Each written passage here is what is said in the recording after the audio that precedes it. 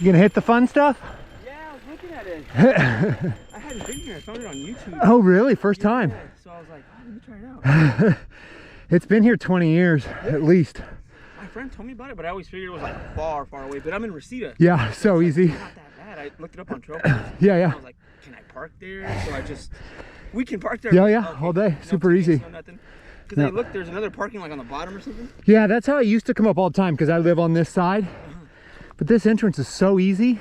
Okay. That so this one's better. This is a ton of road, little teeny residentials. You have to wind up and like 5 parking spots at the top, and okay. That's way better. Yeah, that's what I figured when I seen it on the map. I was like, oh, this one's not bad. No, not at all. Yeah. And they're not fun like this, but if you go the other way off that road, there's another trail that connects you to Dirt Mulholland. Oh, on that side? Yeah, so if you just want a little bonus ride, and it's just like little single track play around stuff, but it's nice. Going down that way. Yeah, the other side of the road. Okay. Because sometimes I would do the Reseda Trail. Yeah, yeah. Yeah, and that'll come up and hit Dirt Mulholland, and then from there you could connect and come all the way. Oh, okay, so it does connect here. If you wanted that ride. Yeah, that's what, 20 something miles? I'm sure. And then, like, I'm old, I don't hit any of the big jumps. I just take the weenie sides. Even that's one just coming down? Oh yeah, it's fun. I get like 3 loops in, and it's an hour's ride and you're out, and it's great. It's not bad. And it's early enough where it's fresh. Yeah, yeah, yeah. No, it's good. Some of the kids, have you been all the way down once yet? No. Okay. So this is just the beginning of the big stuff. Okay. It starts getting big past this. So it goes even bigger and bigger. Yeah, yeah, yeah. And then it keeps going. After that, it flattens out a little. There is only one thing to look out for is there's a goalie jump. It's not that far, but if you don't know it, it seems like the natural line. And the easy line goes up to the left. Canyon gap? Yeah, it's not, I mean, if you can do any of this, it's not gnarly, but if you weren't expecting it, then you could run right into it. Yeah, it could be. There's a jump, but nice. Nice, that's a good setup. Yeah, nice guys come up, all these little, Santa Monica kids come up here and are digging and doing all the time. There's tools stashed right behind you. There's some tools up there. It's a lot of work too, but when it rains so much this year, you could pack it in real good. Yeah, no, it's been, I mean, I used to come up here in my 20s, 30 years ago, and the bones of it were here. So people have been working on it for a long time. See, I did mostly BMX when I was younger, so I never knew about this one. Yeah, yeah, yeah. Well, that gets you to be able to jump, though. Yeah, I usually try to go to the Sopway one. Yeah, yeah, yeah. I haven't been out there. I keep wanting to because I'm terrible at jumping. Even the pump track is fun.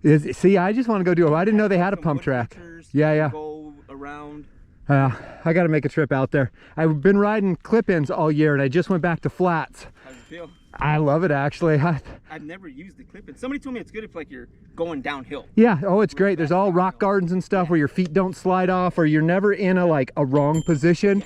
Once you're in, it's in. And even if you need to just lift the bike over something, you can just lift with your legs. You don't have to bunny hop, Because I've had mine slip at Rocky Peak sometimes. Yeah, yeah. It's real rough on some of those things. Yeah. So it's like, oh, crap comes off the side and that's it. Nope. You know what I mean? For sure. Yeah, that's definitely one of the places where I think big jumping, you don't want them, but I like them a lot. And they're stiff. They have a stiff piece through that connects you, so you really get to use your legs a lot more. So if you're doing a lot of climbing or anything, they're great. But no slipping on the side. Yeah, no, it's great. Yeah, I've been down a couple. I've only been out to Rocky once. That was a blast. I rented the Specialized Kenevo, which is their big 180 SL, so it had some battery to help up the hill, and then I walk most of that. all those e-bikers though. Runs, yeah. So it's like, you know what I mean? Yeah. Especially doing like the undertow one, the one that's further up. Yeah, yeah. I don't think we did undertow. We did Grudge and Hummingbird. Hummingbird's good too. And then we did whatever that is, side piece or that side action. Side action. Off the road. That one's fun just to go up and down. Yeah, that's fast. That's a super flowy fun. I'm sure it changes through the season too. It's got to be super different depending on when you go. When it was muddy and I fell on the side because half of it caved in. Yeah. Yeah. Just gone. Yeah. All right. Well, enjoy. Yeah. There's almost not, there's some hikers walking down, but most people know it's a bike trail, so you can generally fly. See nobody walking through. Yeah, there's a couple coming down right now, but they can go around, huh? yeah, the fire road goes up and around, and that's the loop. So when you get to the bottom of this, you take the fire road. It's like a half mile of not terrible climb. There's a little burn, but it's not bad for all of this that you get. So got a day-to-day where I'm not pushing. I'll do, this is my third loop. That'll probably be it. And then on and I generally try to just, you look at some of the Strava records of guys coming down the speeds, you're like, I don't know, like a minute and a half down this or something. You're just like, you figure BMX kids who are manualing through, doubling, hitting everything up there, instead of it kicking you, you're just... Or former racers. Yeah, If you raced, I mean, you... I came up here, I don't know, he's an older guy, you might not know who Brian Lopes is. No. He was a BMX legend, then he turned into a mountain bike legend. And in the late 90s, I brought him up here. And at the time, he was like the DCI World Downhill Champ and whatever. He brought his hardtail up, and we went through all those sections up there. He's just like manualing all the way down, doubling stuff he's never seen before. Just like, all right. When you have that kind of bike control, yeah, I mean, it's just whatever comes to you is what you're gonna do. So you're like, oh, I can manual this, or like the loops and everything. Yeah. That's all bike control, because it's hard to manual one of these big bikes. Yeah. You really gotta like, you know what I mean? You gotta pull up hard. Yeah, it's a whole and thing. Going a lot faster than a little BMX bike. Yeah. So I give them credit. That's a lot. No, well, those guys are, you know, world class. Yeah, it's nothing to them. Downhill champs. No, you saw, you see some of those guys. The bike skills are just. Look at the Rampage the other day. I just watched it. I was just sick the whole time. Last night? That guy hucking that front flip and getting like 6th place or 7th place. How do you not?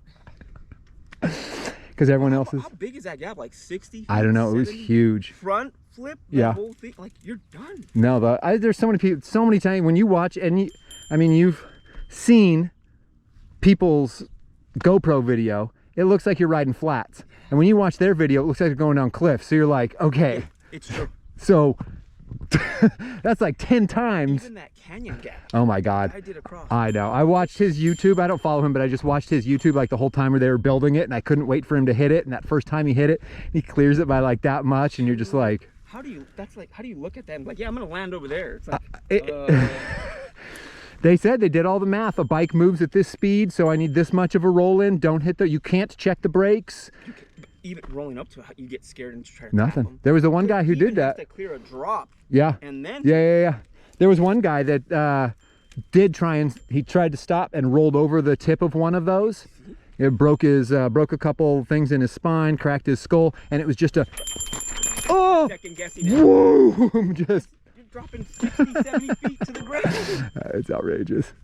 Yeah, he should have scored higher too. I know. I got 4th, I think. That's a huge. Nobody else was doing that. No, that must have been line choice though. The rest of his line was simple with one big feature, and a bunch of other guys had scarier lines, or I don't know. What do they call that drop in? He did that. One guy did. Yeah. Just hopping in. That's a big drop too. It's so gnarly. It's like a 2-story. Yeah.